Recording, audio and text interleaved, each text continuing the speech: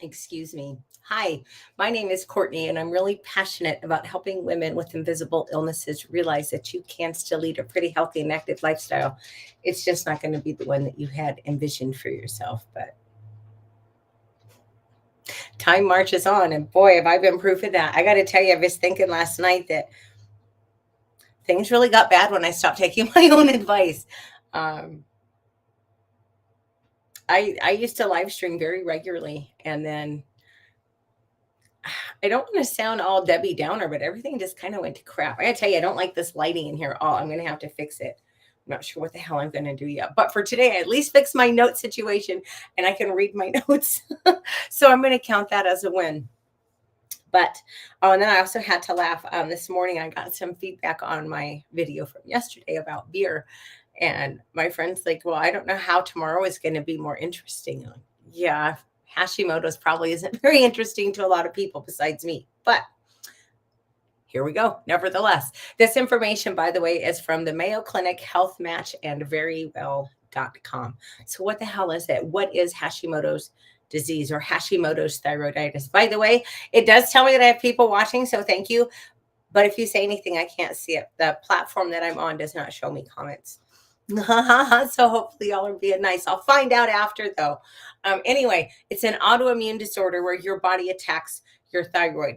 Now, what causes it? They're not really sure. The articles I read said it's either genetic, environmental, or both. If you have autoimmune disease in your family, then guess what? You're more likely to get an autoimmune disease. I have autoimmune disease on both sides of my family. Yay. And fun fact. You ever notice when someone says fun fact, whatever follows is very rarely fun. But once you have one autoimmune disease, that door is open and you can get more. And the further north that you are from the equator, the more prevalent autoimmune diseases are, which I think is really interesting. And the doctor who told me that didn't know why. But I thought that was fascinating. And stress. Stress kills, y'all. And yeah.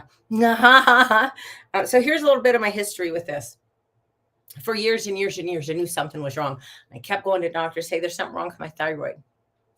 No, there's not. Well, they weren't looking at the whole picture. They were only looking at my T3 and T4, which kept coming back normal. So if this is you and you have all the symptoms of hypothyroidism, which coincidentally are almost identical to the symptoms for fibromyalgia, they include but are not limited to fatigue, sluggishness, and intolerance for the cold, and I'm in Alaska. Increased sleepiness, dry skin. Oh my gosh, y'all, my hands are seriously, they're cracked from the weather here. It's so freaking dry here, and I wash my hands a lot. Muscle weakness, muscle aches, muscle stiffness, muscle tenderness. Your joints can be painful and stiff. Irregular or excessive menstrual bleeding, depression. Well, yeah, when you feel like crap all the time, even if you were to take the biochemistry completely out of the picture, when you feel like crap all the time, it's depressing. It just is. We have problems with memory or concentration. Sometimes you get a swollen thyroid, which is apparently called a goiter. A puffy face, yes. Brittle nails, that's why I wear acrylics. Hair loss. Now, I've been really fortunate in this regard. I've not lost much hair off my head. However, I'm going to tell y'all something.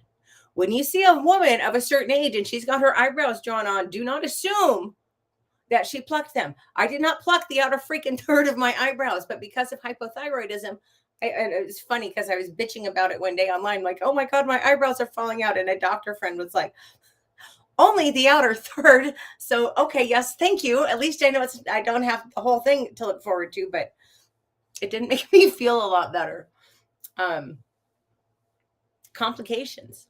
Well, I like to complicate things. According to healthline.com, quote, around 30 to 40% of people with Hashimoto's disease also have fibromyalgia, while fibromyalgia occurs only in 2 to 7% of the general population, close quote. So obviously there's a big tie in there. Why? They don't know. They don't know. I don't expect them to know everything, by the way. I don't mean that in a dismissive, snotty sense. They can't know everything, and I get that. But they don't know.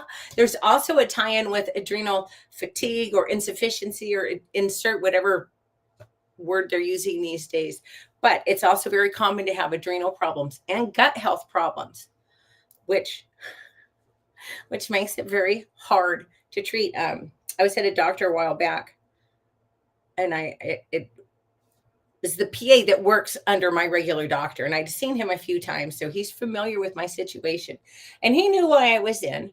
So I'm sure he conferred with my regular MD because I know they talk. Anyway, it's like, dude, look, ever since I went on Cymbalta last spring, nothing's been the same. I can't snap out of this. I feel like crap all the time. I can't function. I need some help. I need a direction. Where do I start? And I was like, do I start here? Do I start there? Do I worry about this? And he was so cute. Yeah, your situation is very complex. I know that. So I have a lot of connections between the Hashimoto's and the fibromyalgia with the adrenals. And there's absolutely a ton of the gut issues. There's a ton of problems. It's all rolled into one. And I mentioned this the other day, but when I first started learning, when I first got sick, I felt sorry for myself for a while. But then I started really researching fibromyalgia, and I was learning everything that I could read. And a lot of it I didn't even understand because it was really heavy science crap. But I'd get the gist of it, and I just quit. I got tired of all the conflicting information. I got tired of all the bickering and fighting within, frankly, the chronic illness community. And when I was diagnosed with Hashimoto's, I never bothered to look into it. Well, here's where I'm at. The pain is freaking overwhelming. I cannot function like a normal adult human being anymore. I haven't been able to for quite a while. I lied to myself and pushed myself a lot harder than I should have for a long time.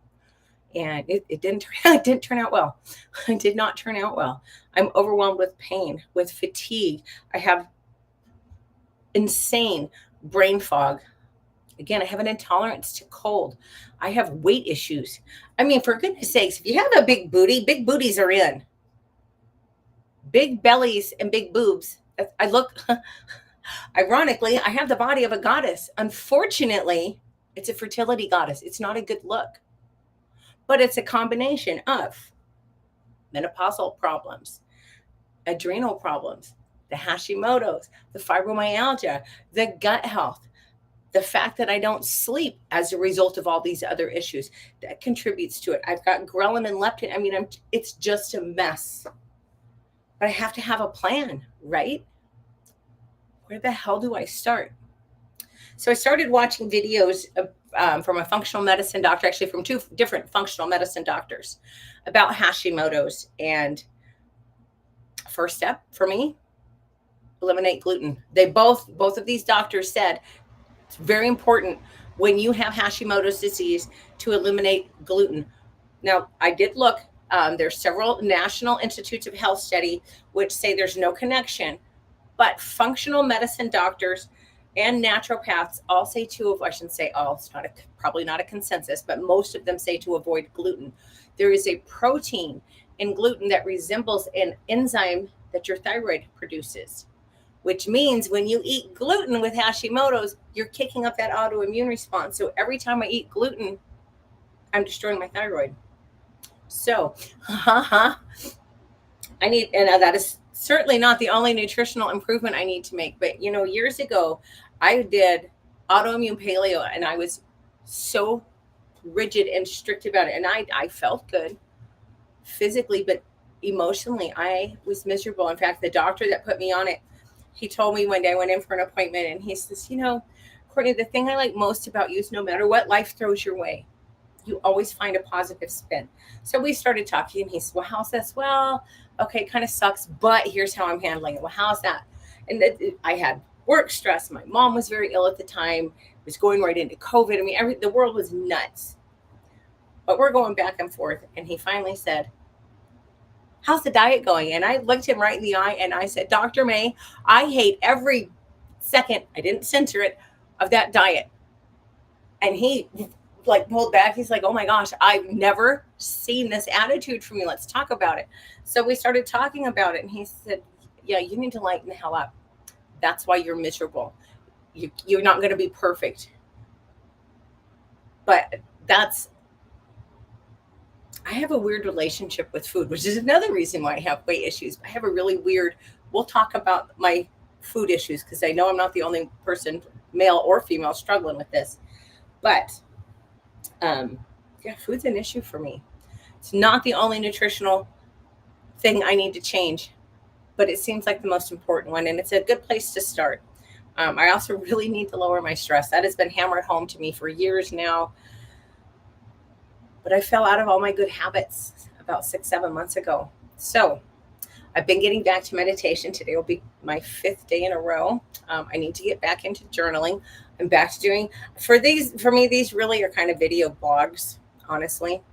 I need to get back to knitting. I love to. In fact, that's what's on that shelf. That's that pink is a scarf, and then the thing behind it's a cone of yarn. I may not have known that yarn comes in cones, but anyway, I'm just trying to get things set up to where I can deal with my stress and start. Y'all, I got to do something. This is not tenable. And I'm talking way too damn long. I did not mean to go on this long, and I'm losing my audience because I'm babbling. I hope you all have a great night. I will be back tomorrow at 11 o'clock Alaska time. I have no idea yet what I'm going to talk about, but I'm going to sit down this afternoon. Hopefully it's the plan. I'll be honest with you. I had 2 hours of sleep last night, and I'm really tired, and I am so cranky, and I'm having the hardest time getting motivated. Plus, I have to go into the doctor this afternoon, which I'm not going to go on a rant on this, but I got to tell y'all, I'm getting to the point, I don't even see why I go. I really don't. They just take my money and be like, yeah, it kind of sucks for you. Have a nice day. See you next time. And that's what the doctor that I have a great relationship with. So, yeah, the opioid crisis really, really hurt the chronic illness community. But anyway, that's a topic